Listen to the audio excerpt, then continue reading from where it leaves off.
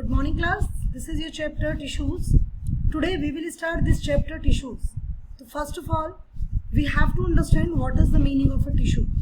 A tissue is a group of two or more than two cells which perform same function and the cells having the same origin. Tissues वो होते हैं जो एक group होता है cell का और जो सेम फंक्शन करते हैं, that is known as a tissue. उसको हम टिश्यू कहते हैं. तो tissue is a group of cell which perform similar functions is known as tissues. We classify tissues into two categories, plant tissues and animal tissues.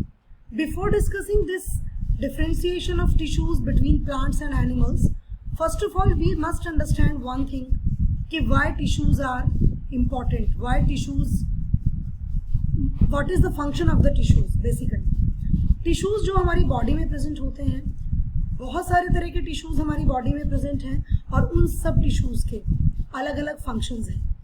Basic function क्या है tissues का? हमारी body के ओवरऑल डेवलपमेंट को, growth को और functioning को check करना. वी नो दैट, हमने इससे पहले चैप्टर में पढ़ा था, cell is the fundamental and structural unit of life. Cell जो है वो हमारी बॉडी की स्ट्रक्चरल यूनिट भी है और फंडामेंटल यूनिट भी है. फंडामेंटल का मतलब है कि जो सेल है वो सारे के सारे फंक्शन खुद परफॉर्म करती है, अपने टोटल फंक्शंस.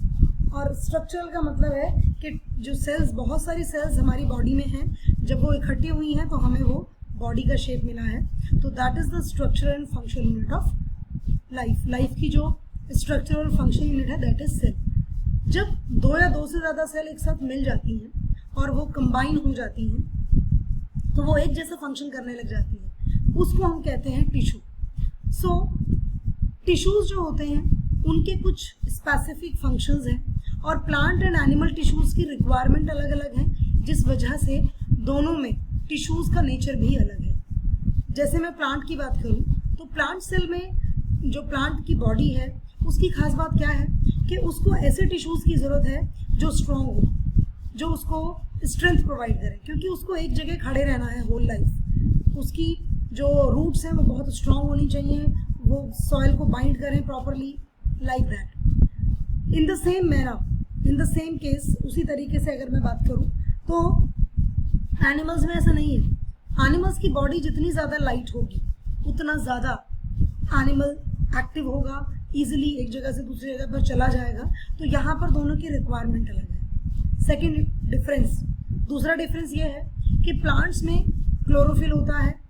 प्लांट्स जो हैं अपना खाना खुद बनाते हैं और वो होल लाइफ अपनी बहुत तेज़ चमकते हुए सूरज को, बारिश को, मौसम के हर प्रहार को बर्दाश्त करते हैं. But if you will come for animals, तो एनिमल्स हैव डिफरेंट, इस पॉइंट से वो थोड़ा सा उनमें डिफरेंस है कि एनिमल्स सारा दिन धूप में नहीं रहते.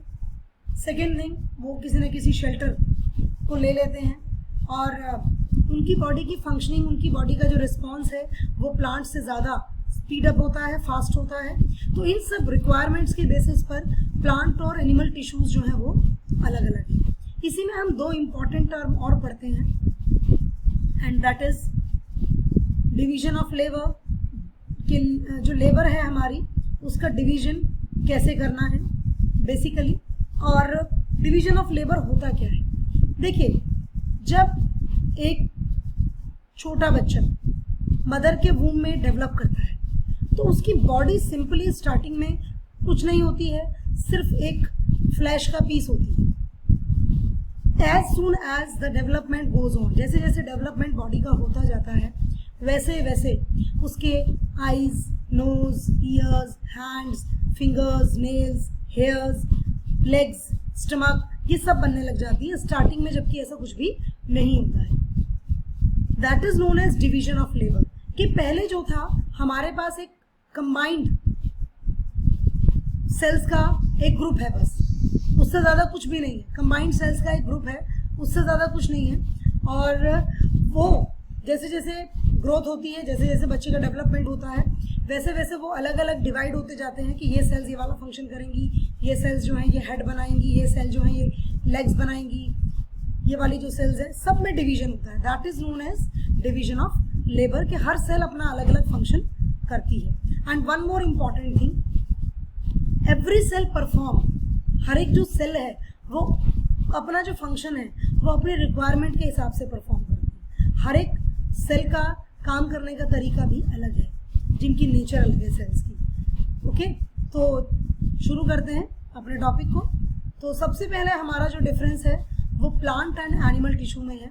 तो प्लांट एंड एनिमल टिश्यू का जो डिफरेंस है वो आपको पता है, मैंने थोड़ा सा आपको समझाया है कि प्लांट्स की बॉडी की रिक्वायरमेंट अलग है, एनिमल टिश्यू की रिक्वायरमेंट अलग है, and that is why we classify them differently. First of all I want to start my topic with the plant tissues.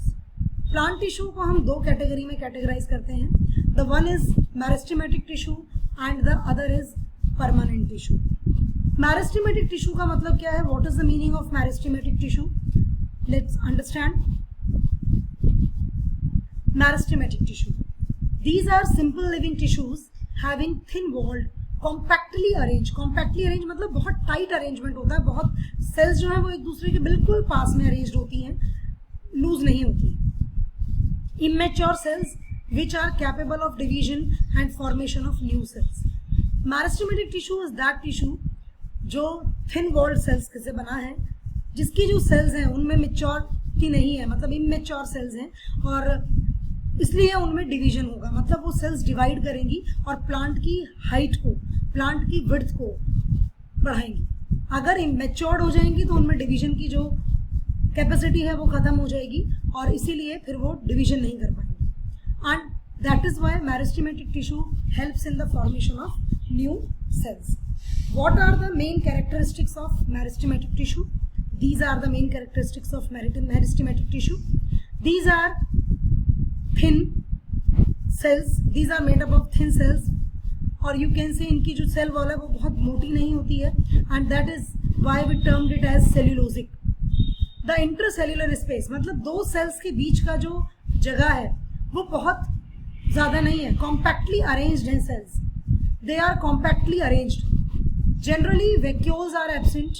Vacuoles जो आपने प्लांट सेल में पढ़ा है, एनिमल सेल में भी पढ़ा है, वो एब्सेंट होते हैं इन सेल्स में.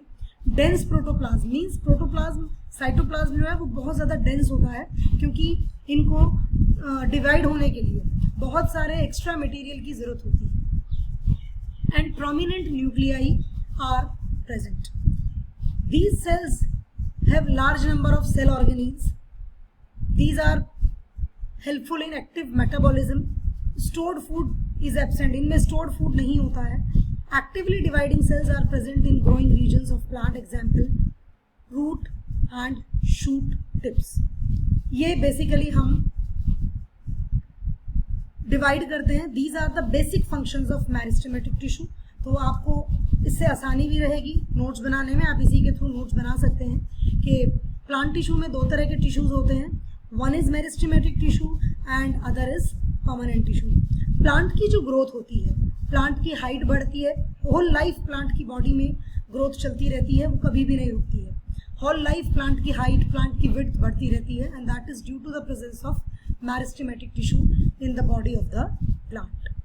Now we classify plants this meristematic tissue on the basis of their origin. Origin की बेसिस पर हम इनको इन कैटेगरीज में डिवाइड करते हैं. The first one is primary, that is promeristem. These derived directly from the meristem of the embryo. जो embryo होता है उससे डायरेक्टली ये जो हमारा प्राइमरी, जो हमारी सेल्स हैं वो डिराइव्ड होती हैं. They consist of cells derived from primary meristem and they add to primary system of growth. Plant की जो ग्रोथ है, प्राइमरी ग्रोथ, उससे ये हेल्प करती है. सेकेंडरी, दूसरा जो ओरिजिन के बेसिस पर हमने क्लासिफिकेशन दिया, दैट इज सेकेंडरी. ये परमानेंट टिश्यू फॉर्म करता है. These are having cells derived from primary permanent tissue and they usually add to the diameter. मतलब अगर आपको प्लांट की हाइट बढ़ानी है तो प्राइमरी टिश्यू इज रिस्पॉन्सिबल, और अगर प्लांट की विड्थ, डायमीटर में प्लांट को बढ़ाना है, then secondary meristematic tissue is responsible for that. Now understand this diagram. इस डायग्राम को जरा समझिए. ये प्लांट की बॉडी है आपकी. इस प्लांट की बॉडी में तीन जगह हमारे मेरिस्टेम प्रेजेंट है. Lateral meristem, intercalary meristem and apical meristem. बेटा ये वाला जो पार्ट है एपिकल मेरिस्टेम का, this helps in the growth of the plant, height की ग्रोथ, हाइट पकड़ेगा प्लांट एपिकल मेरिस्टेम की वजह से। इंटरकैलरी एंड लेटरल मेरिस्टेम, ये क्या हेल्प करेंगे, ये प्लांट को, इंटरकैलरी जो है, जो यहाँ से ये वाला जो हिस्सा होता है जहां पर कोई भी लीफ का लीफलेट आकर जुड़ता है, इस वाले पार्ट पर थोड़ा सा ग्रोथ में हेल्प करेगा। और लेटरल मेरिस्टेम जो है प्लांट की बॉडी की विड्थ या डायमीटर बढ़ाने में हेल्प करेगा। तो this is for today, thank you and have a good day.